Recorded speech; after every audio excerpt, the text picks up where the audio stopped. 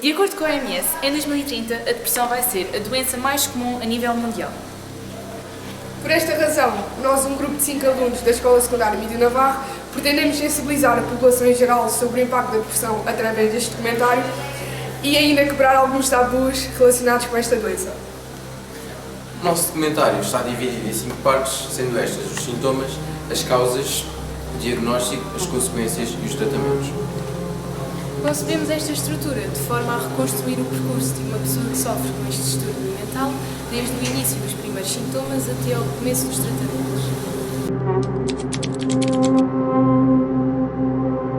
Porém, antes de começarmos este documentário, temos que fazer uma importante distinção entre aquilo que é a tristeza e aquilo que é a depressão. Para fazer esta distinção, contactámos com o professor Dr. António Sampaio Correia, que nos vai ajudar. Então, a depressão é um estado emocional que toma, quer pela sua dimensão de tempo, no fundo é uma tristeza, mas quer pela sua dimensão de tempo, quer pela sua dimensão de qualidade, isto é, de profundidade, torna-se patológica em relação à tristeza.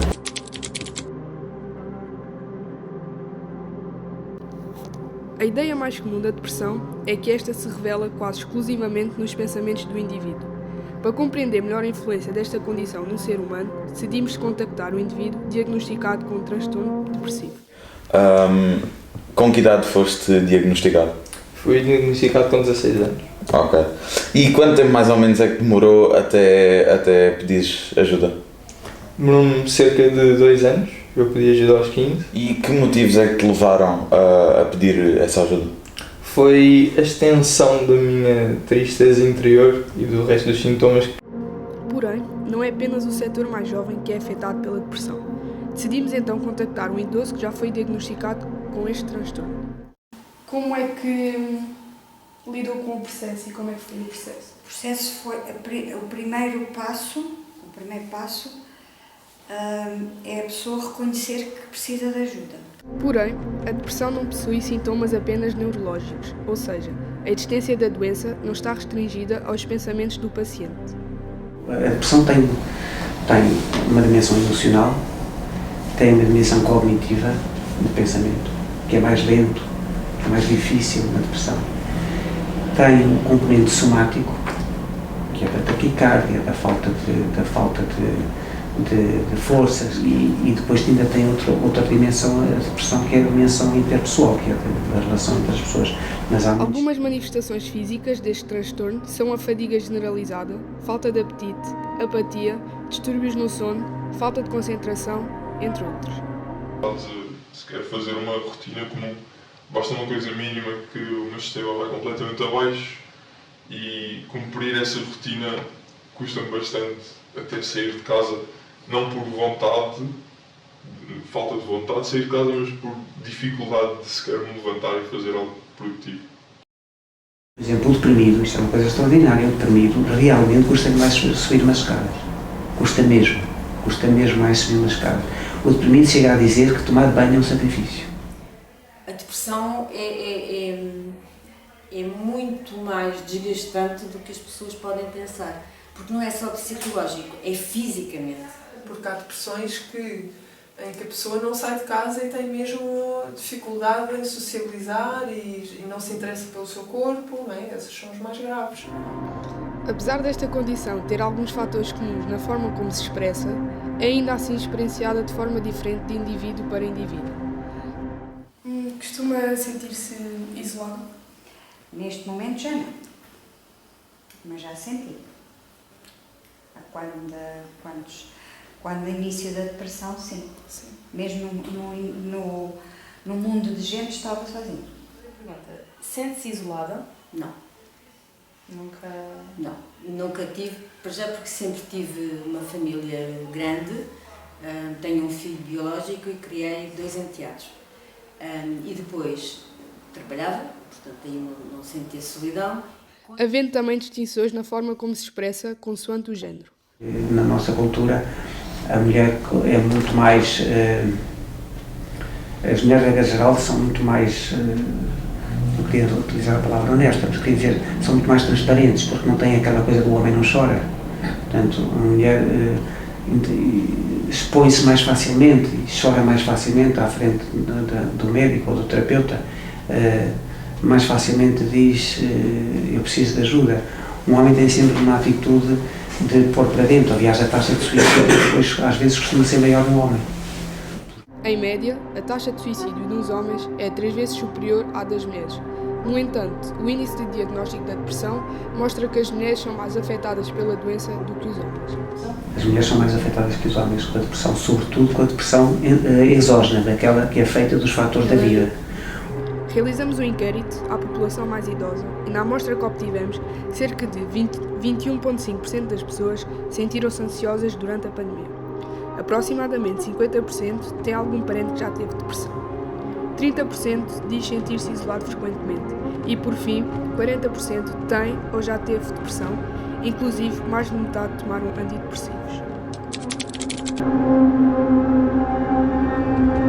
Não existe um exame específico capaz de confirmar a presença da doença.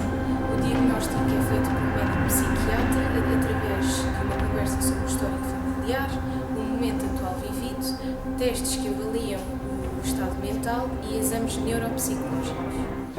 Antes de mais, o diagnóstico é um diagnóstico clínico, em que o clínico, seja o psicólogo, seja o psiquiatra, tem que se aperceber da disfunção, isto é, da não capacidade de reagir em relação ao mundo, e não só isso, como do sofrimento não estar a melhorar com o tempo e estar antes disso a piorar. Apesar do diagnóstico ser clínico, é necessário algum tipo de teste padrão e comum capaz de identificar a severidade da doença. Nós temos linhas de orientação, ou seja, critérios para diagnosticar a depressão. De modo a encontrar este padrão das doenças mentais no geral, surge o DMS-5, um manual que reúne as doenças mentais mais conhecidas e as respectivas formas de as identificar. Em que nós temos os critérios, em que diz 5 ou mais critérios, destes que estão aqui elencados, por um período de pelo menos 2 semanas. Já com a intenção de classificar a gravidade da doença, é utilizada a escala de Hamilton para a depressão. Existe ainda a escala de depressão de Beck, um dos instrumentos mais usados para medir a seriedade da depressão. Esta escala trata-se de um instrumento que permite ao profissional de saúde identificar se existe tendência para desenvolver depressão, servindo para a construção de um diagnóstico. Pode ser aplicada de forma individual ou coletiva. As questões foram criadas com base na descrição de sintomas comuns da depressão e na observação de atitudes e comportamentos de pacientes com esse quadro clínico. O manual do teste fornece uma indicação das médias para grupos específicos, o que torna a avaliação mais detalhada e adequada a pessoas em situações distintas.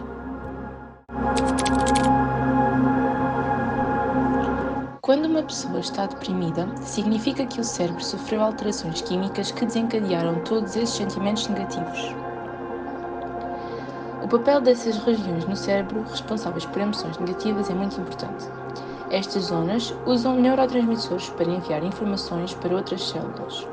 Os principais neurotransmissores envolvidos na depressão são a serotonina e a noradrenalina.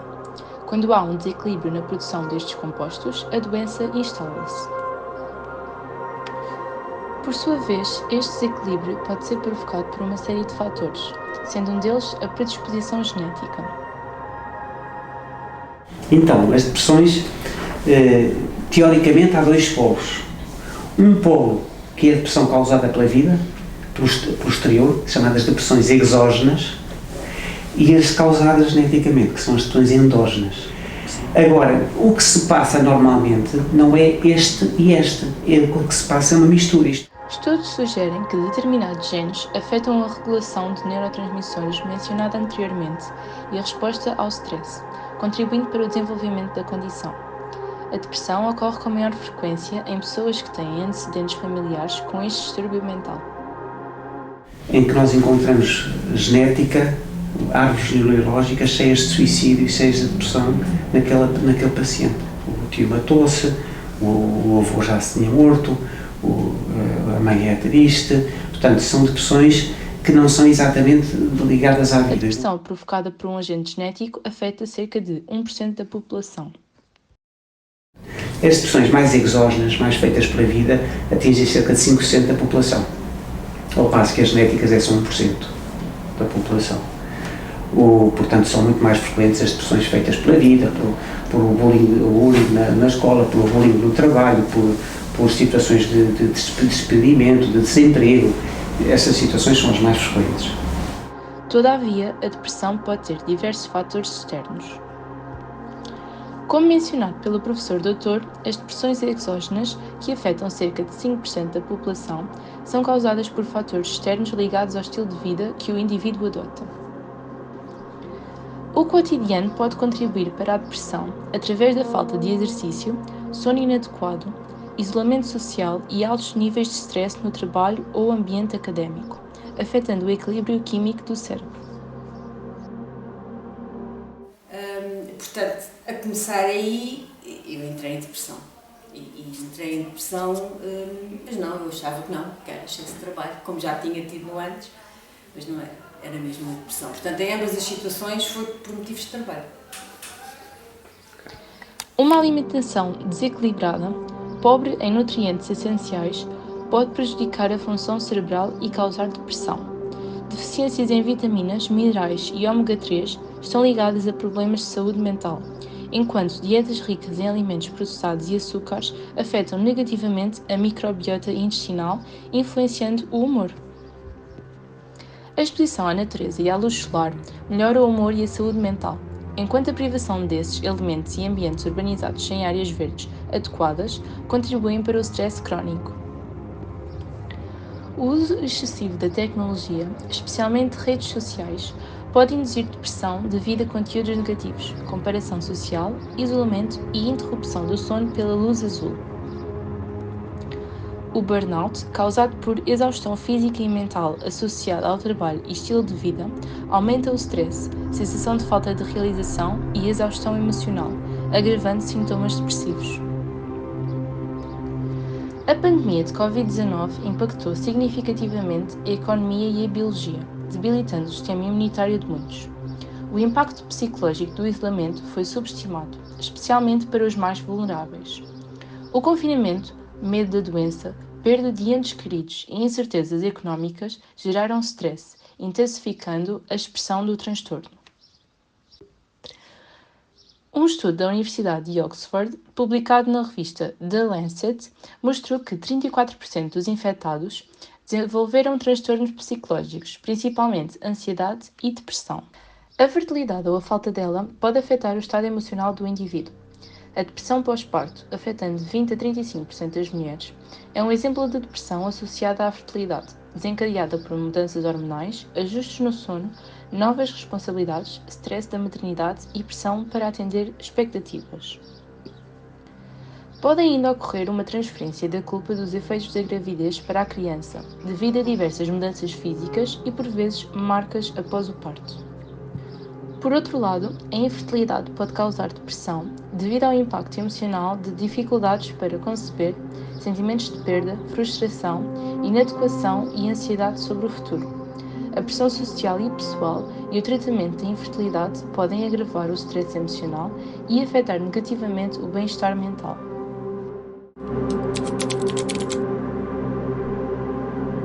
Para além daquilo que são os seus sintomas normais, a depressão também tem uma série de consequências ou sequelas que afetam negativamente a vida do paciente. Estas sequelas atuam principalmente ao nível do sistema hormonal, imunitário e do sistema nervoso central e são mediadas por hormonas.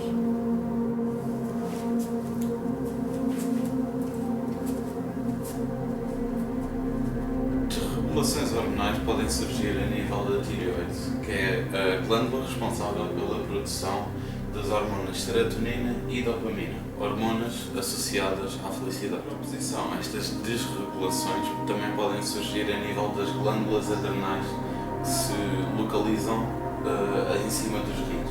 Estas são responsáveis por produzir hormonas normalmente associadas ao stress, como o cortisol e a adrenalina. Aqui ao meu lado está a fórmula da testosterona.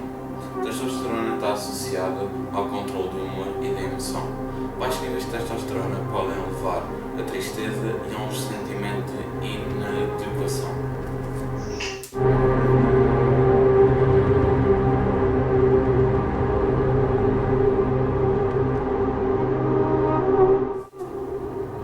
A fertilidade. Não só a nível hormonal, ou seja, no caso das mulheres, a progesterona e o estrogênio podem ter níveis mais baixos devido à depressão, e a testosterona nos homens, mas também devido a um desejo sexual diminuído causado pela depressão. Ainda vai haver uma maior dificuldade para um indivíduo depressivo a adotar hábitos de vida mais saudáveis, como o exercício físico e uma dieta saudável, que iriam ajudar a manter a saúde sexual e da fertilidade.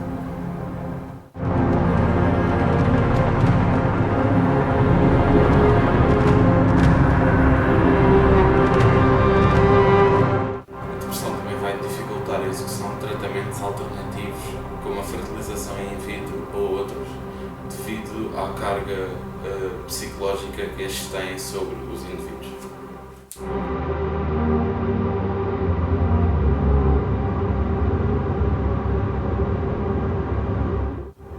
A depressão também vai afetar o sono, e neste sentido surgem dois distúrbios. O primeiro sendo a insónia, que é quando o indivíduo tem dificuldades em adormecer e manter um sono saudável, regular e constante. Sendo o segundo a hipersónia, quando o indivíduo não tem essas dificuldades em adormecer, no entanto, tem um sono excessivo, variando entre as 12 e as 15 horas. Estes distúrbios acontecem quando há uma disrupção dos ciclos circadianos causados pela depressão.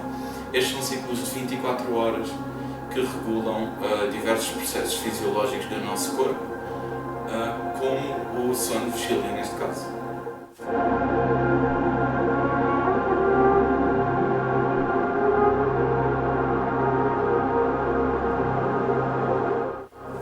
A depressão também vai afetar o sistema imunitário através de uma interação entre o sistema endócrino e o sistema nervoso central. Esta interação, causada pelo stress crónico, vai fazer com que haja uma maior produção de mediadores inflamatórios no nosso corpo. Sendo assim, vai haver uma inflamação generalizada que pode, mais tarde, surgir associada a doenças crónicas. Um dos efeitos menos falados da depressão é o facto de que esta acelera o envelhecimento das células através dos cromossomos. Quando ocorre a divisão celular, o DNA compacta-se em estruturas que nós denominamos de cromossomos. Os cromossomos têm este formato e depois têm duas extremidades no braço longo, que são os telómeros. Os telómeros são responsáveis por proteger o cromossoma de possíveis danos durante esta divisão celular. A depressão vai afetar diretamente os telómeros. Sendo assim, os cromossomas são deixados mais desprotegidos e mais suscetíveis a erros durante a divisão celular, acelerando assim o envelhecimento das células.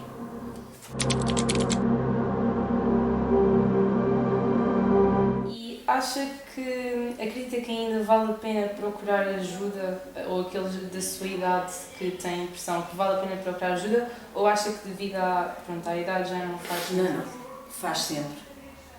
Diversos tratamentos para a depressão estão disponíveis. Um deles é a psicoterapia, também temos os medicamentos antidepressivos e temos muitas outras formas de tratar a depressão. A depressão é uma doença mental que pode ser tratada tanto na vertente química, não é? com neuroquímicos, os antidepressivos, os antipsicóticos, os antidepressivos atípicos, outras coisas, mas que também pode ter uma vertente de tratamento da parte da psicologia, está bem? Portanto, há sempre esses dois componentes e que às vezes se utilizam em conjunto. A terapia, incluindo a terapia cognitiva comportamental, procura compreender os pensamentos e os comportamentos negativos. Como é que funciona a terapia cognitiva comportamental? Pronto, essa terapia é uma terapêutica da parte da psicologia, que era a segunda que eu estava a falar, não é? E esta terapêutica tem, primeiro, põe as pessoas a pensar porque é que reagem a determinadas coisas da forma como reagem, e depois põe as pessoas a pensar como reagir de forma diferente. A psicologia para mim funcionou muito bem, porque fez sair tudo que havia cá de traumas, vieram cá para fora. E isso ensina-nos a lidar com os traumas, apesar de já ter já ser adulta e já andar por aí há muito tempo, mas o que é certo é que ajudou bastante. A depressão pode ser curada sem medicamentos? Eu diria que sim. Depende do tipo de depressão e depende da gravidade, não é? Muitas vezes a depressão pode ser só tratada pela parte cognitiva ou comportamental. Também temos a terapia interpessoal. Procura saber sobre os relacionamentos interpessoais. Acha que estar neste ambiente ajuda a lidar melhor com a depressão? Ajuda sempre, porque o estarmos fechados não ajuda ninguém.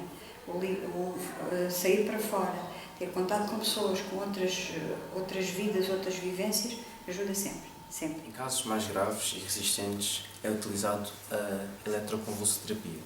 É uma boa opção, apesar de controversa.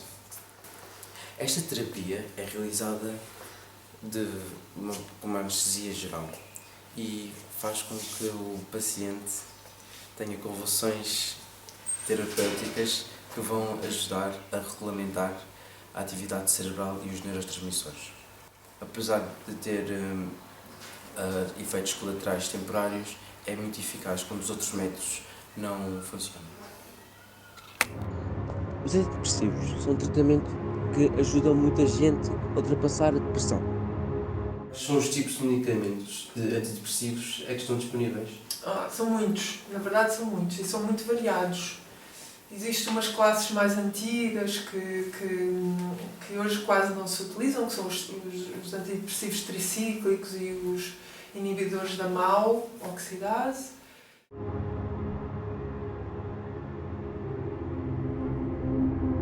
E depois existem os de segunda geração, que dentro destes há vários grupos e que se utilizam, que têm mais um perfil ou mais excitatório ou mais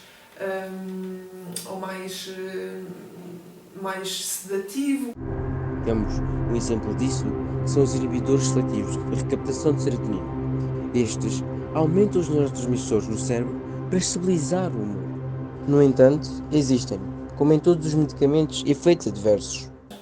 E muitas vezes as pessoas também se queixam de alguns efeitos adversos. Portanto, podem ser efeitos adversos como, por exemplo, tremores, as pessoas podem sentir uma desregulação intestinal, sobretudo nos primeiros tempos em que tomam, podem se sentir um bocadinho mais nervosas.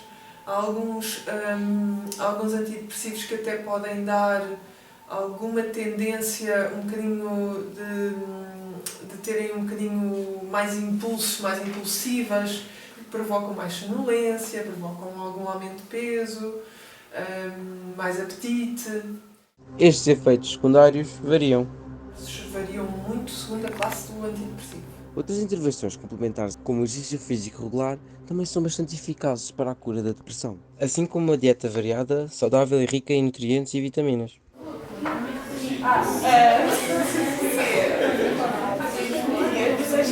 Neste ano, a OMS publicou o maior estudo sobre saúde mental feito desde o início do século.